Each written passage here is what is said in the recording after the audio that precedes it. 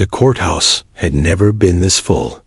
Rows of wooden benches creaked under the weight of reporters, curious locals, and family members, all squeezed shoulder to shoulder, waiting for the next witness. The case had stirred something deep in the community. Fear, anger, hope, and the trial had become the center of everyone's attention. The smell of polished wood and faint dust hung in the air, mingling with the low hum of whispers that rose and fell like waves. But when the bailiff banged his staff against the floor, silence washed over the room instantly. At the front, the judge sat high above the chamber, his robe a dark pool of authority, his expression grave. His gavel rested within reach, though. He had already used it several times that morning to quiet the restless crowd. The jurors, 12 men and women of varying ages, leaned forward, some with arms folded, others with pens poised above notepads, all bracing for the next chapter of testimony. The trial had already been long and draining. The prosecution had laid out their case carefully, piece by piece, evidence, expert witnesses, and timelines that painted a chilling picture. The defense, equally determined, had fought back with questions that sought to poke holes in every claim. It was a tug-of-war of words, with both sides maneuvering carefully. But now, something different was about to happen. The bailiff's voice rang out, clear and strong. The court calls the next witness. Heads turned toward the large wooden doors at the back of the room. A pause hung in the air, heavier than anything before it. Then the doors creaked open, and all eyes shifted. A collective breath was taken in. There, framed by the doorway, stood a little girl. She was small, barely tall enough for her face to peek above the railings of the witness box she was about to approach. Her hand clutched tightly at the fabric of the woman walking beside her, her guardian, whose nervous smile betrayed her own fear of what was to come. In the girl's other hand dangled a stuffed rabbit, worn from years of love. Its ears drooped. Its fur matted, but it was her anchor, the only piece of home she dared bring into this sea of strangers. The moment she stepped into view, the courtroom shifted. The whispers ceased. The spectators who had been restless minutes earlier leaned forward, their curiosity sharpened into something else, something like reverence. For all the arguments and counter-arguments the lawyers had staged, everyone sensed that this testimony was different. This wasn't a professional witness trained to speak in precise legal terms. This was a child, fragile, innocent, and carrying the memory of something too large for her small shoulders. The guardian gently guided her toward the front, her steps slow and uneven. The little girl's shoes tapped softly against the floor, each sound echoing louder than the one before. She kept her eyes low, avoiding the sea of strangers who seemed to lean in with every move she made. But curiosity tugged at her, and every so often she lifted her gaze just enough to take in the towering walls, the carved wooden benches, the flags standing in the corner. To her, this room felt less like a place of justice and more like a giant's lair, filled with watchful eyes that could swallow her whole. When she finally reached the front, the judge's voice softened slightly, as though he, too, understood the weight of the moment. Please have the witness sworn in. The bailiff crouched slightly to meet her eye level, holding out a Bible. His voice, usually commanding, lowered into a gentler tone. The little girl glanced at her guardian, who nodded encouragingly. She placed her tiny hand on the book.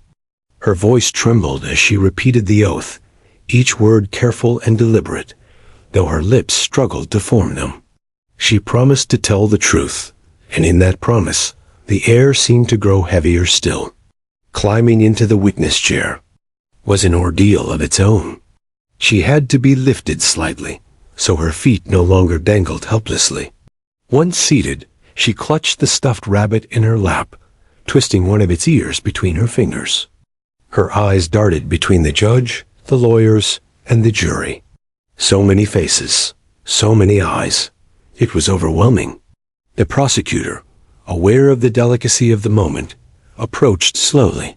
He was a tall man, with lines of fatigue etched across his face after weeks of trial, but he softened his posture when he stood before the girl. His voice, often commanding during arguments, was now gentle, almost fatherly. "Can you tell us your name?" he asked softly. The little girl shifted in her chair, her voice barely above a whisper. "Leela, Leela," the prosecutor repeated warmly, smiling at her as though she were his own child. "Thank you for being here today." A murmur ran through the courtroom, people noting how the hardened lawyer's tone had transformed into something tender. The jurors, too, softened, their pens pausing above their notepads. The child had spoken shy, hesitant, but undeniably real. Lila's guardian, seated just a few steps away, wiped her eyes. She knew how much courage it had taken for the little girl to even step foot in this building, let alone sit under the eyes of strangers and speak. The prosecutor continued carefully. "Lila, do you remember the night we talked about?" Her fingers tightened around the stuffed rabbit. She nodded slightly, but said nothing at first. The silence stretched, and for a moment, it seemed she might close into herself completely. But then, with a deep breath, she whispered, "Yes." The prosecutor didn't push too hard. He nodded, letting her words hang there, letting the jurors see the courage it took for her to even acknowledge the memory. Every adult in that room could feel it, a conflict between fear and bravery battling inside the small child before them. Behind the prosecution's table, the defense attorney leaned back in his chair, his expression unreadable. He scribbled notes, already preparing ways to twist whatever she said into uncertainty. But even he knew this moment was unlike anything the jury had heard so far. The judge leaned forward slightly, his stern face softening. He, too, was caught by the gravity of the child's presence. This wasn't just evidence. It was a living reminder of why justice mattered. The gallery of spectators sat frozen, barely daring to breathe. Even the reporters, usually quick to jot down every detail, had their pens hovering above paper, too enthralled to move. Leela glanced at the German shepherd sitting quietly with its handler in the corner, though no one noticed her gaze yet. Her hand gave the rabbit another twist, her lips parting as though she might speak again. But then she closed them, retreating once more into silence. For now, the prosecutor let it rest. The purpose of this first moment was not to rush her, but to let her settle, to let the courtroom understand that what was about to happen would not be ordinary testimony. The tension in the room remained unbroken, humming like a low note in the background. Everyone from the highest judge, too, the humblest spectator, understood they were witnessing something delicate, something that required patience. And so, part one ended not with dramatic revelation, but with a pause, a silence thick with anticipation. A child had entered the courtroom, carrying more truth than most adults dared to speak. And in that silence, the weight of her presence pressed down on everyone. For all the arguments, evidence, and strategies that had come before, the trial now rested on something far more fragile and far more powerful. A little girl's voice. The door creaked shut behind Lila, sealing her inside the cavernous courtroom. To the adults who filled the benches, the room was familiar, a place of rules, arguments, and procedures. But to her, it was something far more frightening. The ceiling seemed impossibly high, the walls heavy and suffocating. The faces staring at her were countless, their eyes wide, their expressions impossible to read. She felt as though she had stepped onto a stage where everyone expected her to perform. Yet, she didn't know the lines. Her guardian's hand rested on her shoulder, steady but trembling. It wasn't easy for the woman either. She had prepared Lila for days, gently explaining what might happen, reminding her that she didn't have to be afraid, because she wasn't alone. But as they walked past rows of strangers, and the echo of their footsteps bounced off the walls. Even the guardian's reassurance seemed small against the enormity of the moment. Layla's stuffed rabbit hung from her arm, its head dragging near her knee. The faded fabric was thin in places, but it carried the warmth of countless nights where it had stood as her shield against nightmares. She squeezed its floppy ear between her fingers like a lifeline, drawing courage from the only friend who never left her side. The spectators leaned forward, curious. Some tilted their heads, their whispers barely restrained. To them, this was drama unfolding before their eyes, the kind of story that would be retold over dinners and in newspapers. But to Lila, it was terrifying. Each whisper felt like thunder, each glance like a spotlight. She wanted to disappear into the folds of her guardian's skirt, but she knew she had to keep walking. At the front of the courtroom, the witness stand loomed. To Lila, it wasn't just a chair, it was a mountain. She had watched others sit there before her, police officers in uniforms, experts with confident voices, adults who spoke without fear, but she was not like them. She was small, her voice fragile, her memories painful. She wondered if her words would even matter to the grown-ups, who seemed so sure of themselves. The judge cleared his throat, his voice firm but not unkind. "Please bring the witness forward." His tone was measured, softened by the awareness that this was no ordinary testimony. Lila's steps slowed as she neared the stand. Her guardian crouched down, brushing a strand of hair from her forehead. "You're so brave," she whispered, her voice trembling with pride and fear. "Just do your best." But Lila didn't feel brave. Her stomach churned, her hands grew clammy. The weight of the room pressed in on her, making her chest tighten. Still, with the guardian's hand guiding her, she climbed the small step to the witness chair. Her legs dangled far above the floor, unable to touch, and she clutched the rabbit closer, wishing she could hide behind it. The bailiff approached, with the solemnity of his duty. He bent slightly, holding the Bible at her height. "Do you swear to tell the truth, the whole truth, and nothing but the truth?" he asked, his deep voice softened, though his words carried the weight of ceremony. Lila's lips parted, but no sound came at first. Her eyes darted to her guardian, then to the judge, then to the dog sitting calmly in the corner of the room. She inhaled shakily, and with a small nod, whispered, "Yes." The sound was so soft it barely carried, but in the silence of the courtroom, it rang like a bell. The bailiff gave a small nod of approval and stepped back. The judge, who had seen countless witnesses take the oath, felt a pang he hadn't expected. This wasn't routine. This was something delicate, precious, like a flower daring to bloom in the cold. Lila's guardian kissed her forehead before retreating to the bench reserved for witnesses' families. Now the girl was alone. Her feet swung nervously beneath the chair, her fingers twisting the rabbit's ear until the seams threatened to fray. The prosecutor approached slowly, careful not to overwhelm her. He bent his knees slightly, bringing his tall frame closer to her level. His voice, sharp in previous cross-examinations, softened like velvet. "Hello, Lila," he said warmly. "How are you feeling today?" Her eyes flicked up to his, then darted away. She shrugged, unable to find words. "That's all right," he said gently. "You don't have to answer everything quickly. Just take your time. We're here to listen to you." The jury, who had endured days of technical evidence and combative lawyers, seemed to collectively exhale. They were parents, aunts, uncles, neighbors. And in this little girl, they saw their own children, nieces, and neighbors' kids. Their pens rested silently on their notepads as they leaned closer, their gazes softening. "Can you tell us your name?"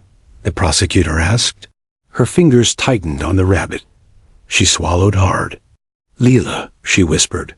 "Lila," he repeated with a smile. "That's a beautiful name." some of the tension in her small shoulders eased just slightly. The prosecutor didn't push further. He let the jury savor the sound of her voice, let the weight of her presence linger. In the gallery, whispers began again, hushed but electric. She spoke. She actually spoke. For weeks, rumors had swirled. Would the child testify? Could she? Many doubted it, claiming she was too fragile, too traumatized. But here she was, sitting in the chair that had seemed too big for her, facing the sea of strangers with nothing but her rabbit and her trembling courage.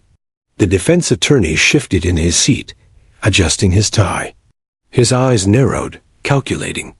He saw how the jury responded to her, how their hearts leaned toward her. He scribbled a note on his pad, a strategy forming, but even he knew the ground had shifted. This child's presence alone was reshaping the trial. The judge adjusted his glasses, his gaze lingering on the girl. He had presided over countless trials, had listened to hardened criminals and silver-tongued lawyers, but this moment struck him differently. He felt the hush in the air, the way the room seemed to orbit around her small figure. It wasn't law or evidence holding them. It was the truth carried by innocence. The prosecutor straightened slowly, still careful not to break the fragile connection. He asked another question, one simple enough not to overwhelm her. Do you remember why you're here today? Lila nodded. Her lips parted, but fear tugged her words back down her throat. She looked again at her guardian, who smiled through tear-filled eyes. Then she looked at the dog. The German shepherd sat tall and still, its handler at his side, both calm as stone. Something in the dog's quiet strength seemed to give her comfort. Yes, she whispered, her voice trembling but clear enough for all to hear. The word rippled through the courtroom.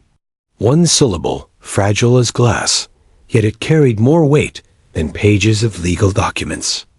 The prosecutor didn't rush her. He nodded, letting the moment sink in. Every heart in the room beat louder, every juror more invested than they had been in weeks. Reporters' pens scratched hurriedly, capturing every detail, every flicker of expression. The silence that followed was not empty. It was charged, humming with the collective realization that something extraordinary was unfolding. And as Lila sat there, her rabbit clutched tightly, her gaze flicking nervously between the prosecutor and the dog, the courtroom knew the trial had changed course. Whatever came next, her presence had already left an indelible mark. The courtroom had fallen into a rhythm during the trial, each witness carefully stepping through the formal dance of questioning and cross-examination. But now, with Lila seated in the oversized chair, her small legs swinging nervously above the ground, the usual rhythm fractured. The jury was no longer simply listening to facts and timelines. They were watching the trembling courage of a child. And for the defense, that posed a dangerous problem. The defense attorney adjusted his tie, his polished shoes clicking lightly as he rose from his seat. He was a seasoned lawyer, his reputation built on sharp questions and a voice that could cut like a knife. In previous days, he had dismantled experts and poked holes in testimonies with ruthless precision. But now, as he approached the witness stand, his steps were slower, his expression more controlled. He knew the entire courtroom was watching not just Lila but him. One wrong move, one hint of cruelty, and the jury would turn against him. He stopped just a few feet from the girl, bending slightly at the waist to appear less imposing. His glasses glinted under the courtroom lights as he studied her, his eyes sharp but his smile faintly polite. "Hello, Lila," he began, his voice low and steady, rehearsed to sound gentle. "My name is Mr. Carter. I'm going to ask you a few questions, all right?" The girl's fingers tightened around the stuffed rabbit in her lap. Her wide eyes flicked briefly to the prosecutor, who gave her a small nod, then to the judge, whose solemn gaze seemed less intimidating than before. She nodded once, her lips pressing into a thin line. "Good," Carter said softly, leaning a little closer. "Now, Lila, you said you remember that night. Do you think you can tell us who helped you?" The question hung in the air like smoke. It was simple on the surface, but it carried weight. The jurors leaned forward. Spectators held their breath. Even the dog in the corner shifted slightly, as though sensing the change in tension. Lila froze. Her small shoulders stiffened, and her gaze fell to her lap. Her fingers twisted the rabbit's ear, so tightly it nearly tore. Her lips parted as though she might speak, but no words came. The silence stretched long and heavy. The defense attorney allowed the silence, hoping it would work in his favor. He turned slightly toward the jury, letting them see the child's hesitation, planting seeds of doubt without saying a word. His strategy was clear. If she faltered, if her memory seemed uncertain, her testimony could be undermined. "Take your time, Lila," Carter said, his voice calm but calculated. "It's important that you remember carefully. Can you tell us who it was?" The girl's eyes darted toward the guardian, then back to the rabbit in her lap. Her lips trembled, but still, she said nothing. A murmur rippled through the gallery, quickly silenced by the judge's gavel. The defense attorney tilted his head, his tone still smooth, but a faint edge crept into his words. "Do you remember, Lila? Or is it too hard to be sure?" The phrasing was deliberate. Jurors shifted in their seats. Some frowned, others scribbled. Notes. The child's silence was beginning to feel like evidence in itself. The prosecutor rose halfway from his chair. "Objection, Your Honor. The witness is a minor. She must not be pressured into speculative answers." The judge held up a hand, his voice measured. "Sustained. Mr. Carter, rephrase your question." The defense attorney inclined his head respectfully, though irritation flickered across his eyes. "Of course, Your Honor." He turned back to the girl, his voice softening again, but his patience thinning beneath the surface. "Lila, do you remember if anyone came to find you that night?" This time, the girl gave a tiny nod. A collective exhale filled the room. The defense attorney pounced. "Good," he said smoothly. "And was it a person you saw?" Lila blinked. Her small chest rose and fell with quick breaths. Her voice, when it came, was barely audible. "No." The single word rippled through the courtroom like a stone dropped into water. Heads turned. The defense attorney froze, caught off guard. He recovered quickly, adjusting his glasses, his smile tightening. "No?" he repeated carefully. "Then who or what was it?" But before Lila could answer, she lowered her gaze again, her lips pressing shut.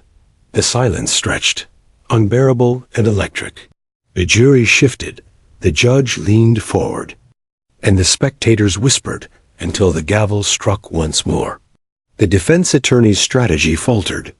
He had hoped to corner her into uncertainty, but instead, her silence and her one-word answer created something else entirely.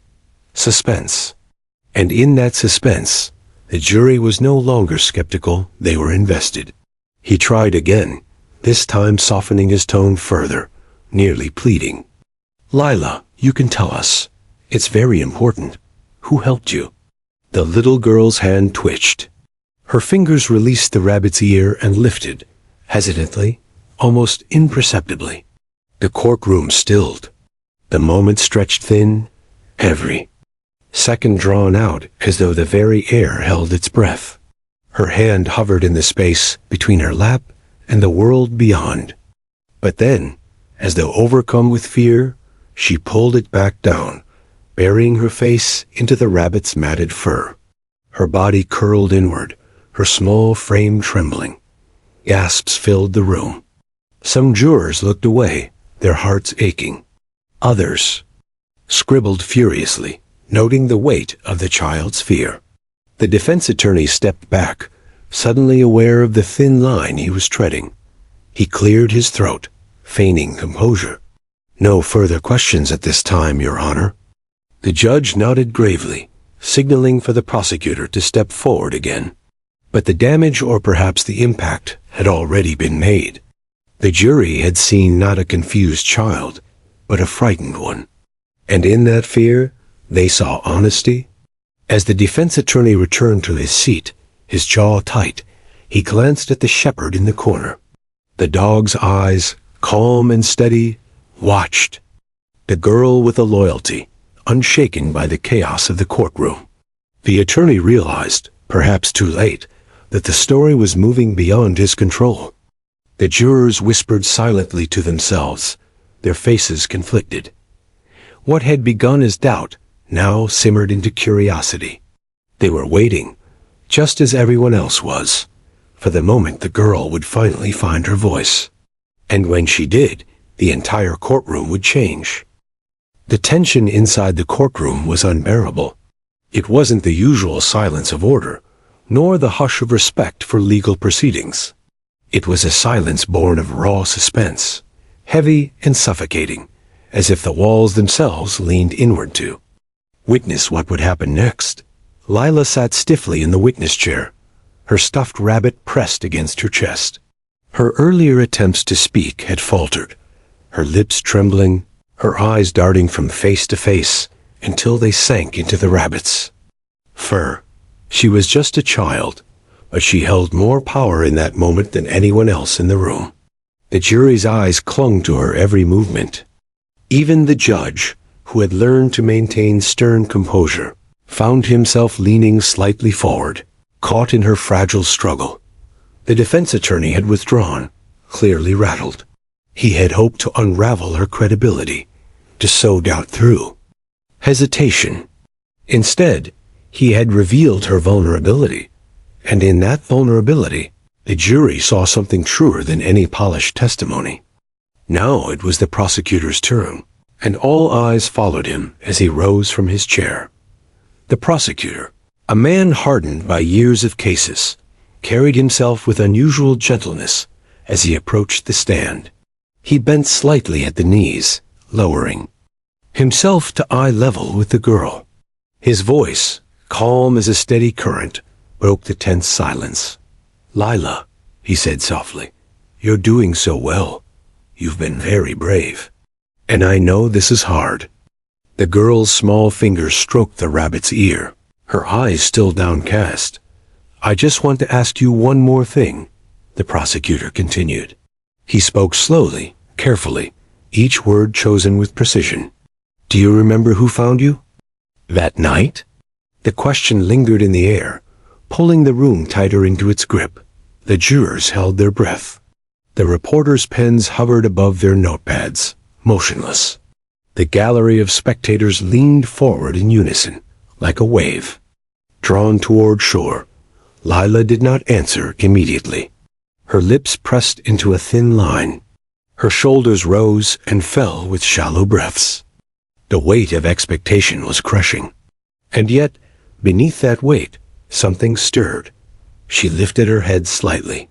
Her wide eyes scanned the room, the stern judge, the attorneys watching closely, the jurors waiting with pens poised, the sea of faces beyond.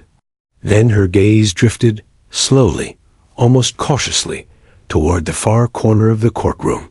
There, sitting quietly beside his handler, was the German shepherd. The dog had been there the whole time, a silent presence, obedient and steady. His fur gleamed under the lights, his ears perked, his eyes sharp yet calm. He had not moved except to breathe, his posture one of quiet readiness. To most in the courtroom, he was simply part of the background, a working animal doing his duty. But to Lila, he was everything. Her small hand began to rise. At first, it trembled in her lap, uncertain, hesitant. Then, slowly, it lifted higher, her arm extending outward, her finger pointing with a clarity that words had failed to provide. Room froze. Gasps erupted in a wave that swept across the benches. The sound echoed through the chamber, sharp and unrestrained, before being swallowed again by stunned silence. Every head turned to follow her gesture. The jurors blinked, some glancing at one another in disbelief. Even the judge's lips parted. Slightly, his gavel momentarily forgotten. Lila's voice followed, soft but steady, carrying across the charged air. "That's the one who saved me." The words, fragile and pure, rang louder than any argument made in weeks of trial. For a moment, no one moved. The prosecutor stared, speechless, his question answered in a way he hadn't dared to predict. The defense attorney shifted uneasily. In his seat, his strategy crumbling in the face of raw truth. The spectators whispered furiously, their voices a storm of astonishment. Reporters' pens scratched wildly, desperate to capture the moment before it slipped away. But the most profound change was in the jury. Their expressions shifted, softened, warmed. They were no longer jurors sifting through evidence. They were human beings, witnessing innocence, pointing to loyalty. A child testifying not with legal precision, but with a truth unshakable in its simplicity. The German shepherd, still seated by his handler, tilted his head slightly, his ears twitching at the sound of the girl's voice. He did not move otherwise. His calm presence only deepened the impact of her words. "That's the one who saved me." The repetition lingered, echoing inside every mind present. The dog had no need to speak. His very existence in that moment validated her testimony more than any cross-examination ever could. The judge finally lifted his gavel, tapping it once not to silence the crowd, but almost as if to ground the room back in reality. His face betrayed no emotion, but his eyes glistened faintly, betraying what words could not. The prosecutor cleared his throat, his own composure shaken. He turned to the jury, his voice low but resonant. "Ladies and gentlemen, you've heard the truth, not from me, not from an officer, not from an expert, but from the one person who lived it." He let the words settle, then stepped back, giving the moment space to breathe. He knew better than to overplay it. The truth, as spoken by the child, was enough. The defense attorney rose quickly, his face tight, his voice louder than it needed to be. "Objection. The witness's statement is vague, lacks foundation." But even as he spoke, the words fell flat. The jury's faces told the story. They were unmoved by legal technicalities. They had seen the gesture, heard the words, felt the sincerity. The defense's arguments sounded hollow in comparison, but the judge waved a hand dismissively. "Objection noted. Overruled." The courtroom buzzed again with murmurs, rising and falling, a tide of emotion impossible to contain. Spectators leaned toward one another, whispering in awe. Some wiped at their eyes. Others shook their heads, as though they couldn't believe what they had just witnessed. And in the midst of it all sat Lila, her hand now lowered, her body sinking back into the chair. The rabbit was clutched tightly against her chest once more. But her expression was different. She looked lighter, as though speaking the truth had lifted a burden she had carried for far too long. The German shepherd shifted slightly, his tail giving the faintest thump against the floor. The handler placed a steady hand on the dog's back, pride radiating in the simple gesture. For him, it was just another mission completed. For everyone else, it was a revelation. The prosecutor, his voice quieter now, turned back to the girl. "Thank you, Lila," he said softly. "That was very brave." She gave a small nod, burying her face into the rabbit once more.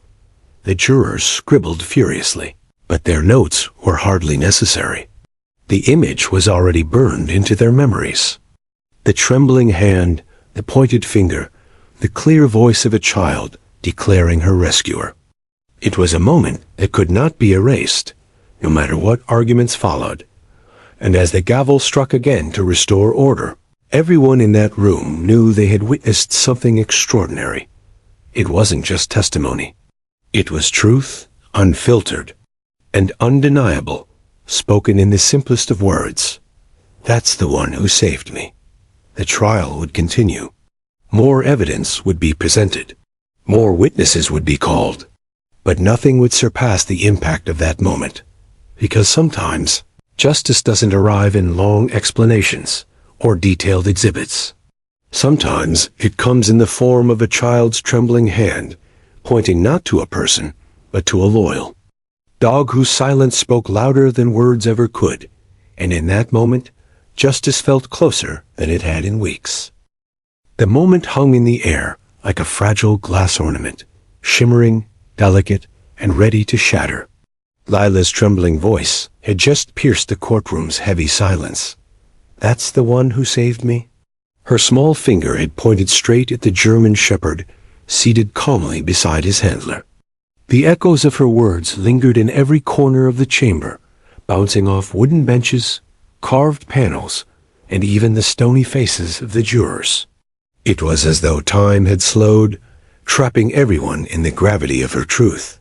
For a few heartbeats, no one moved. The prosecutor stood frozen, his question answered in a way he had not dared hope for. The defense attorney's carefully built wall of arguments began to crumble, and he knew it. The judge's gavel rested unused on his desk, his usual iron authority softened by the rawness of the moment.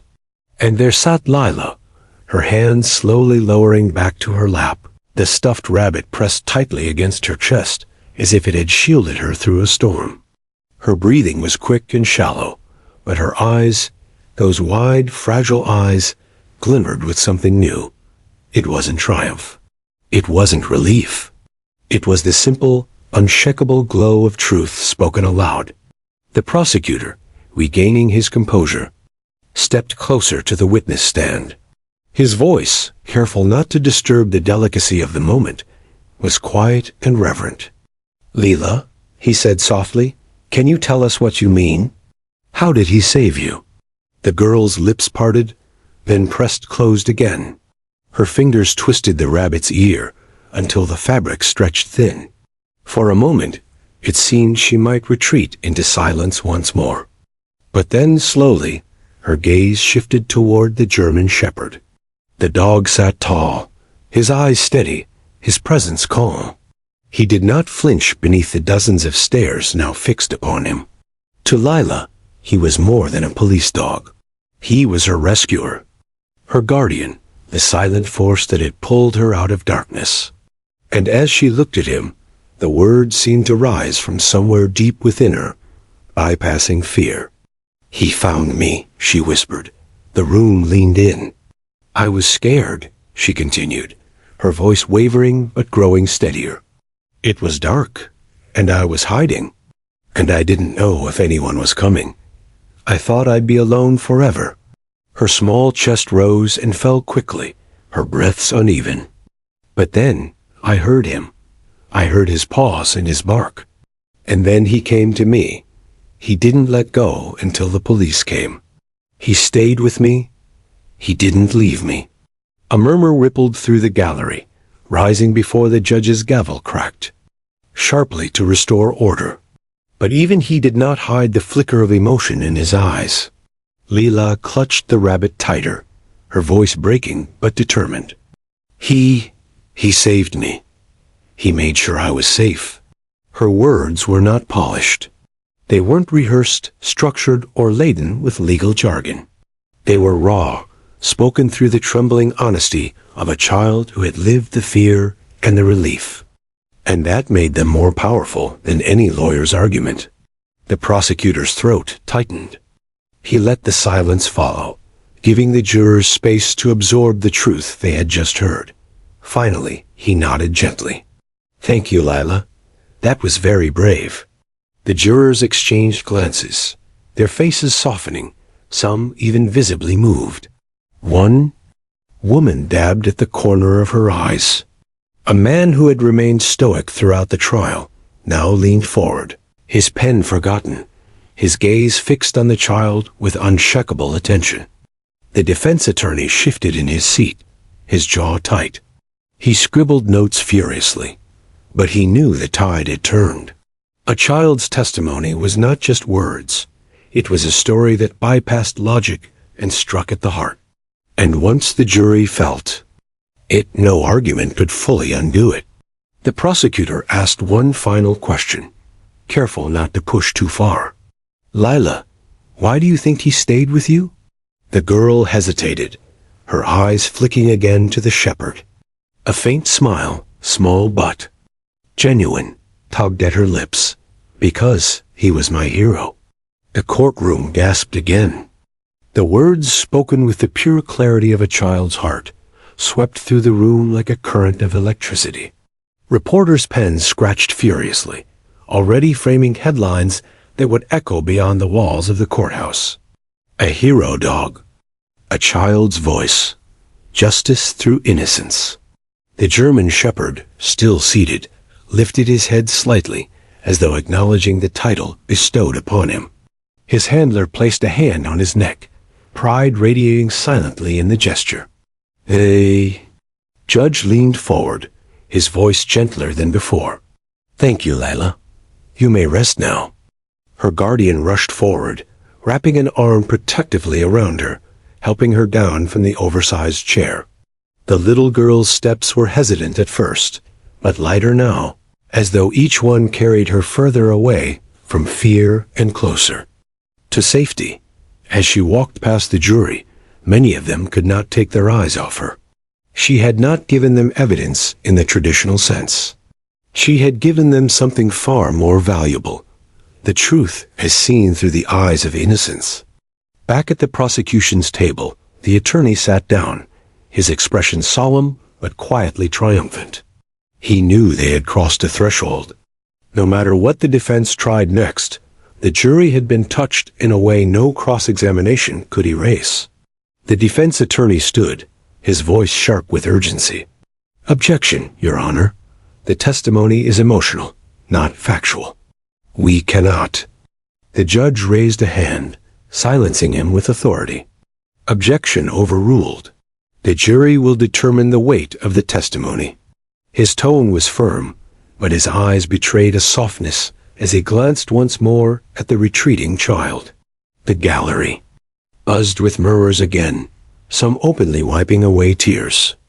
In the midst of cold legal battles, they had witnessed something profoundly human, a child's gratitude, spoken in trembling words that rang truer than any sworn oath. The handler, sitting quietly with the shepherd, exhaled deeply, pride swelling in his chest. He had seen his dog perform extraordinary feats in the field, but nothing compared to this moment. His partner wasn't just a tracker, a trained canine officer. He was a hero in the eyes of a child. And that, everyone realized, was enough to sway hearts and minds. The trial pressed on, but the echoes of her words lingered, etched into memory. Jurors scribbled, but knew they didn't need notes for what they had just witnessed. The defense shuffled papers, but couldn't drown out the sound of a little girl's voice declaring her rescuer. "That's the one who saved me." And then more. Powerful still, because he was my hero. Those words, spoken by innocence itself, would echo long after the trial concluded. They would ripple beyond the courtroom walls, into headlines, into conversations at dinner tables, into the collective memory of a community that had witnessed truth spoken not by the strong or the powerful, but by the smallest voice in the room. The courtroom still buzzed faintly with the aftershocks of Lila's words. Though the judge had struck his gavel twice to restore order, the echoes of "because he was my hero" lingered in every corner of the chamber. Even the jurors, who prided themselves on neutrality, sat straighter, their faces softened with the weight of what they had just witnessed. But trials marched on, and justice demanded more than emotion. Evidence had to be supported, stories had to be corroborated, and truth had to be woven into something undeniable. That responsibility now fell to the man seated quietly beside the dog the handler. Officer Daniel Hayes rose when called, his posture crisp, his uniform immaculate, despite the long days of the trial. The German shepherd remained by his side, calm and obedient, as though he too knew the weight of the moment. Hayes walked with measured steps to the witness stand, his boots echoing softly against the wood. The bailiff swore him in, and Hayes responded in a steady voice, "I do." He sat, his broad shoulders squared, his expression composed. Yet his eyes betrayed a flicker of something more, a mixture of pride, fatigue, and an emotion too deep to name.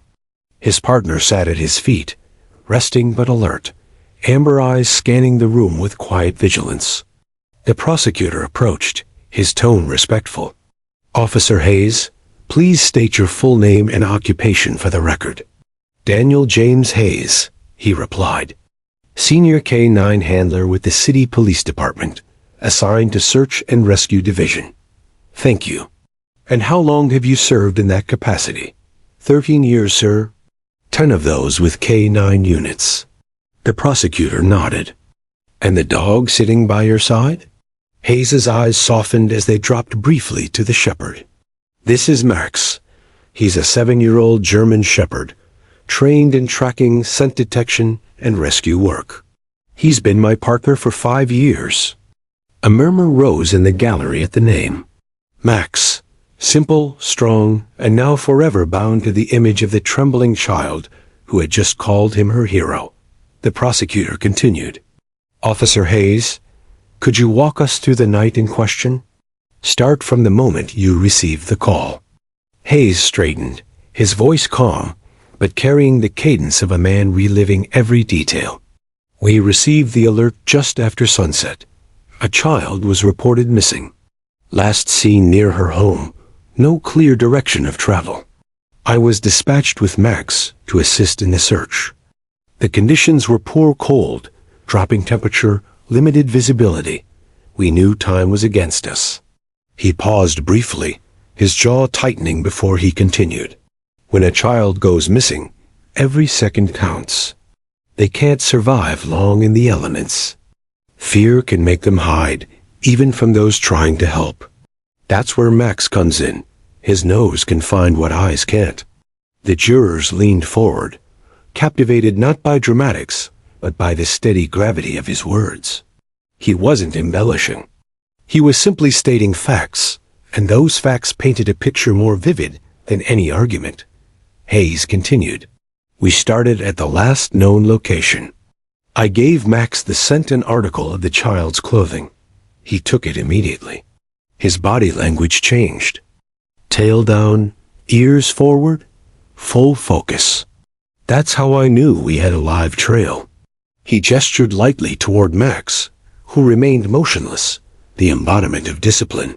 He led me through backyards, across a field, into a wooded area. We moved fast, but careful. At one point, he stopped, nose to the ground, circling. Then he barked short, sharp, insistent. That's his signal. He had found something. The room was silent. Every ear clung to his testimony. Hayes's voice softened, as though the memory carried weight. "That's when we found her. She was curled up at the base of a tree, clutching a stuffed rabbit. She was shivering, terrified. She didn't respond when I called out. But Max..." He paused, swallowing once. "Max went straight to her. He lay down beside her, nudged her gently with his nose. He stayed there, pressed against her, sharing his warmth." Several jurors shifted, visibly moved. The image was almost too clear. The frightened child, the silent dog, the moment of salvation. Hayes continued, his voice steady but threaded with quiet pride. "I approached slowly. Children in that state can be overwhelmed, but Max never moved away from her. He stayed between her and the dark. She clung to him like he was her lifeline.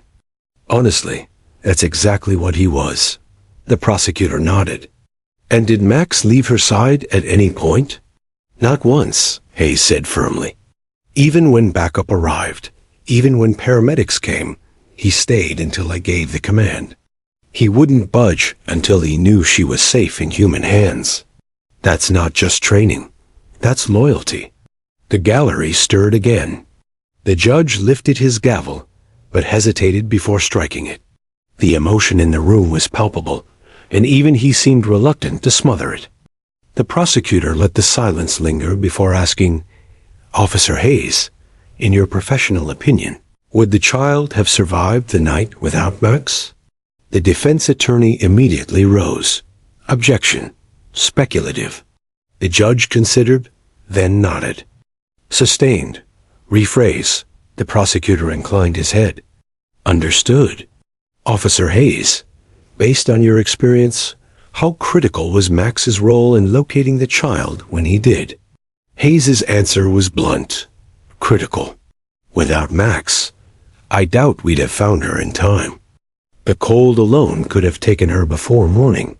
Gasps flickered through the gallery. The jurors scribbled furiously, though some had already stopped writing, lost instead in the weight of the testimony. The prosecutor gave a final nod. "Thank you, Officer Hayes. No further questions." The judge turned. "Mr. Carter?" The defense attorney stood slowly, adjusting his suit jacket. He walked toward the stand with the cautious steps of a man navigating a minefield. His voice, when he spoke, was calm but edged with forced neutrality.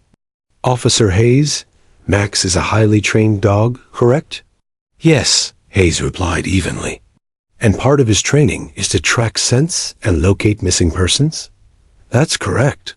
"So one might argue that what Max did that night was simply his duty. His job." Hayes's gaze sharpened, his tone firm. "With respect, sir, Max didn't just do his job. He went beyond it. He didn't just find her. He stayed with her, calmed her, protected her. Training doesn't explain that. Heart does." A murmur of approval rippled through the gallery, silenced only by the judge's light gavel tap. The defense attorney pressed on, though his footing slipped further. "But you can't prove the child's words weren't influenced by suggestion, can you? Children are impressionable." Hayes leaned forward slightly, his eyes unwavering.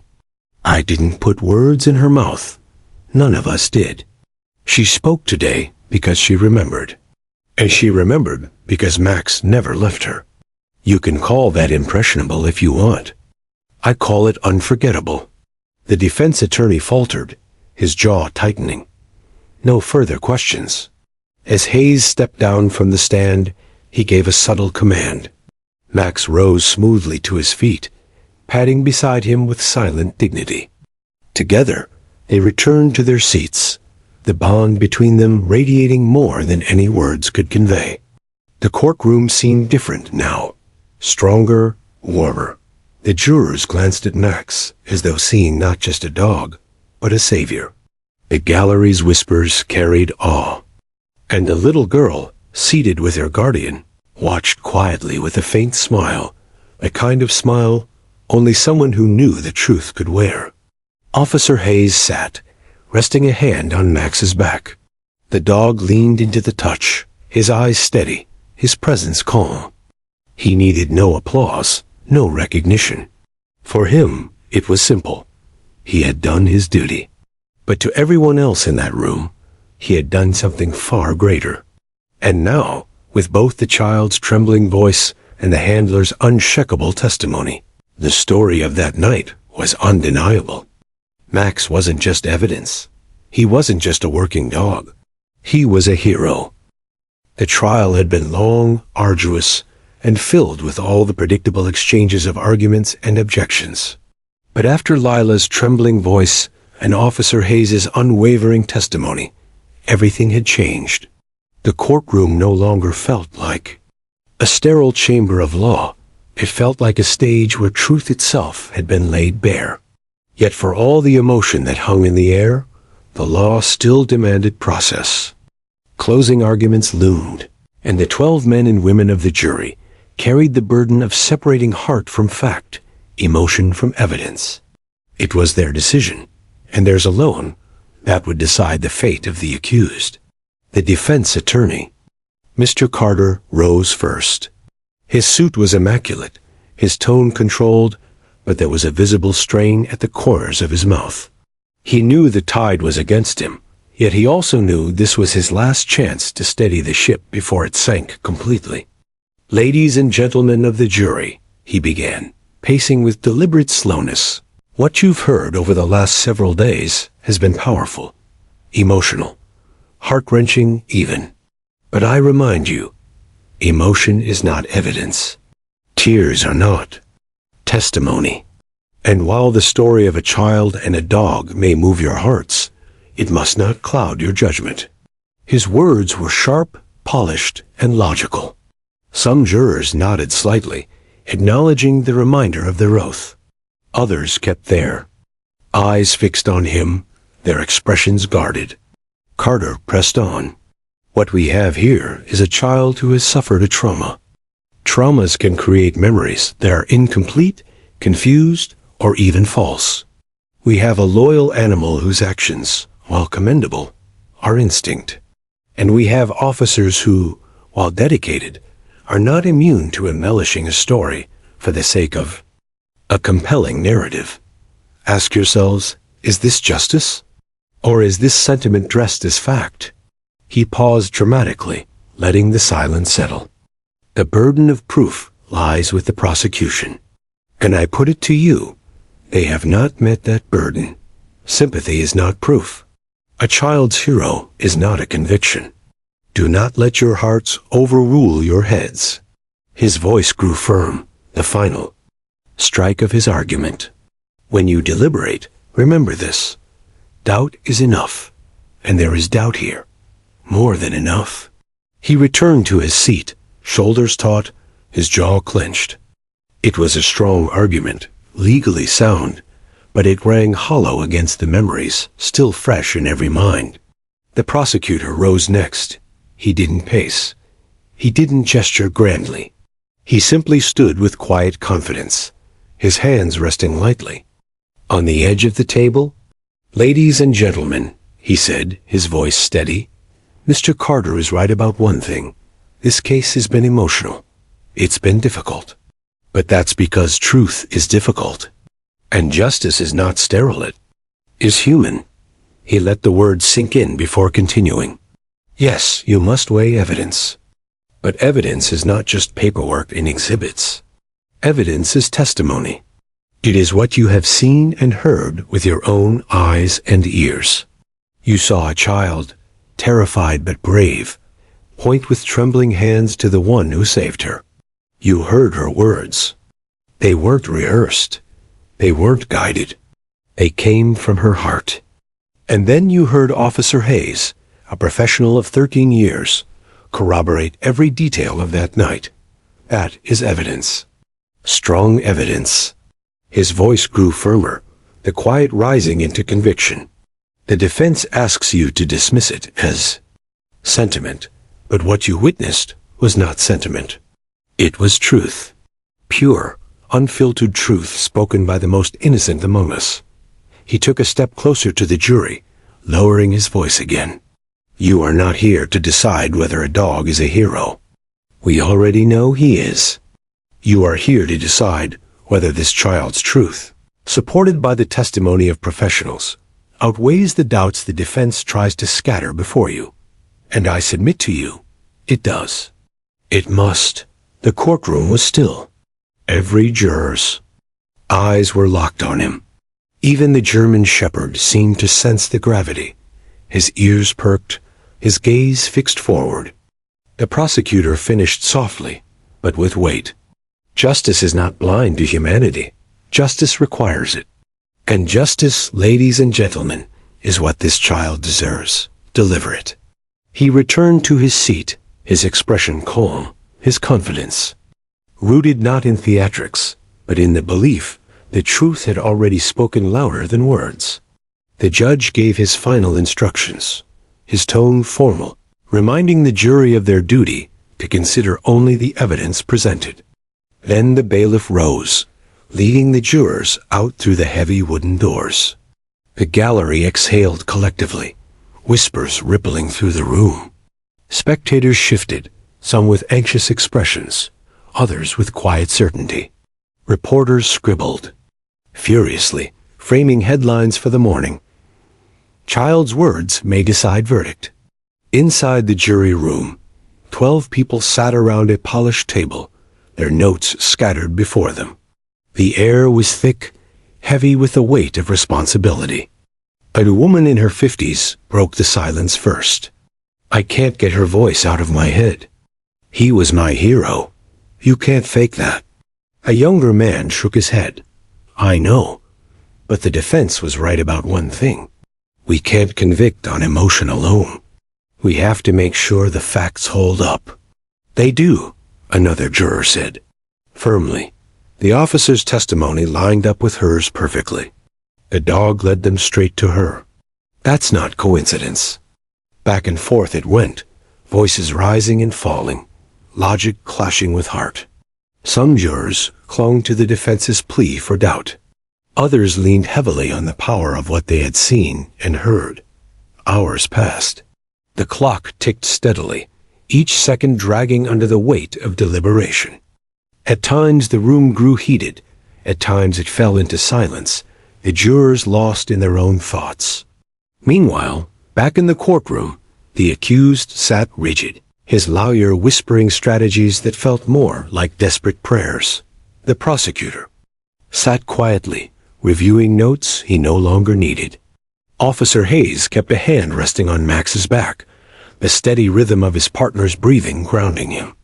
And Lila, tucked safely beside her guardian, dozed lightly, her small body finally succumbing to exhaustion. Even in sleep, her hand clutched the stuffed rabbit, the symbol of the fear she had endured and the safety she had found. When the doors finally creaked open, all eyes turned. The jurors filed in silently, their faces unreadable, their verdict sealed in the envelope, one man clutched tightly in his hand. The judge cleared his throat, his gavel resting within reach. "Has the jury reached a verdict?" The foreman stood, his voice solemn. "We have, Your Honor." The gallery leaned forward as one. The prosecutor's heart thudded in his chest. The defense attorney gripped the edge of his table, his knuckles white. Hayes whispered something inaudible to Max, who remained perfectly still, eyes steady, as though sensing that the moment of truth had arrived. The paper was handed to the bailiff, then to the judge. He unfolded it slowly, deliberately, his eyes scanning the words before nodding. "In the case of the people, versus." The room held its breath. The judge's gavel rested heavy in his hand, poised above the sound block, as if it too were holding its breath. The courtroom had become a taut wire of tension, stretched to the breaking point. Every eye was fixed on the judge, every ear straining to hear the single word that would determine the end of this long, exhausting trial. The foreman of the jury stood, his face pale and unreadable, hands trembling slightly as he held the envelope containing the verdict. His shoulders squared, and he looked directly at the judge. "We have reached a verdict, Your Honor," he said, his voice calm but resonating with the weight of responsibility. The bailiff stepped forward to receive the envelope. Murmurs erupted in the gallery, stifled quickly by the judge's stern gaze. Cameras flashed, pens scratched furiously, and somewhere in the crowd, a child's guardian clutched her hand tightly, her eyes brimming with emotion. The judge unfolded the paper slowly. The entire courtroom leaned in, the air thick enough to choke on. Every heartbeat seemed to echo against the wooden panels. Every breath drawn held the suspense of countless untold stories. In the case of the people versus the defendant, the judge began, his voice steady, deliberate. "On all counts." He paused. The silence was absolute, as if the walls themselves waited with bated breath.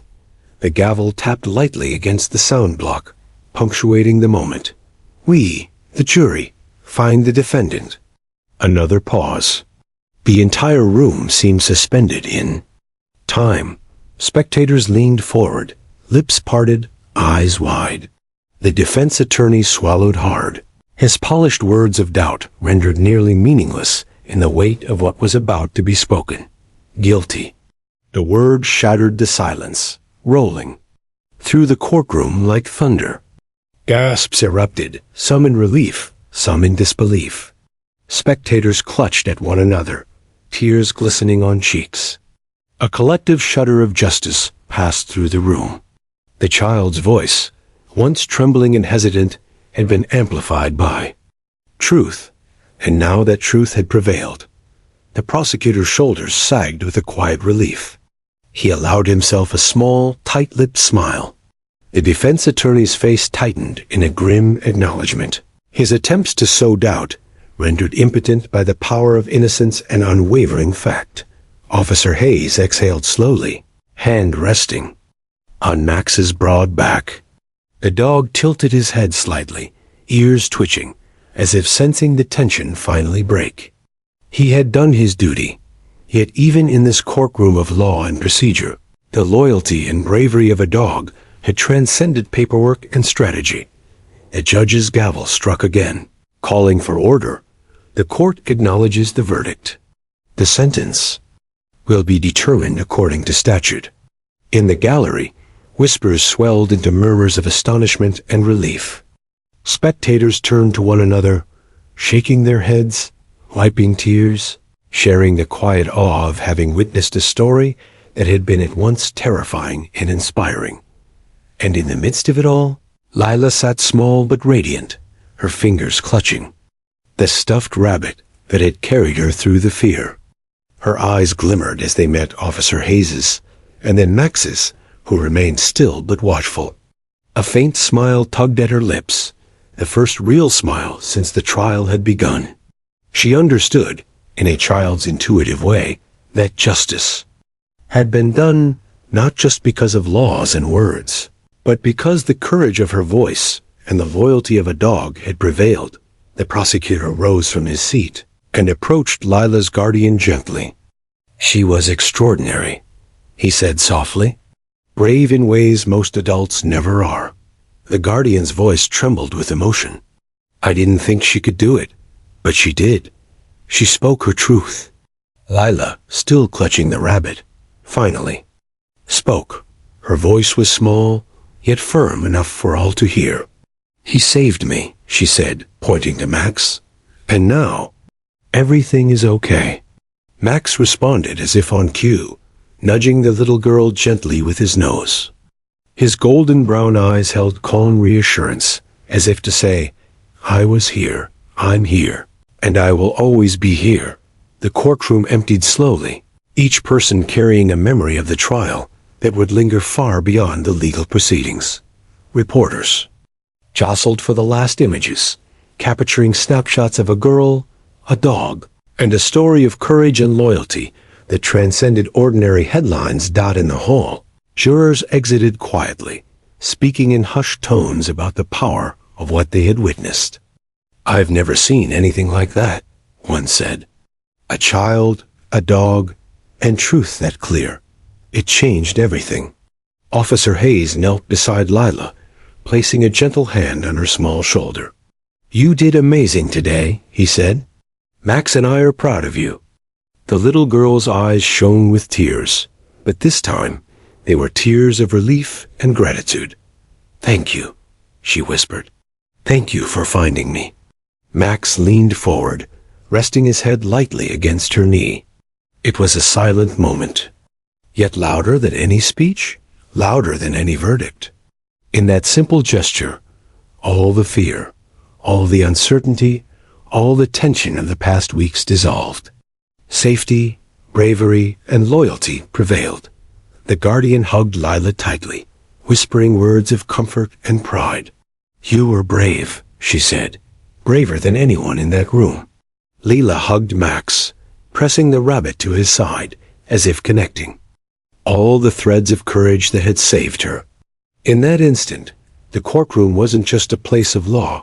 It was a place where justice had been felt, not merely measured.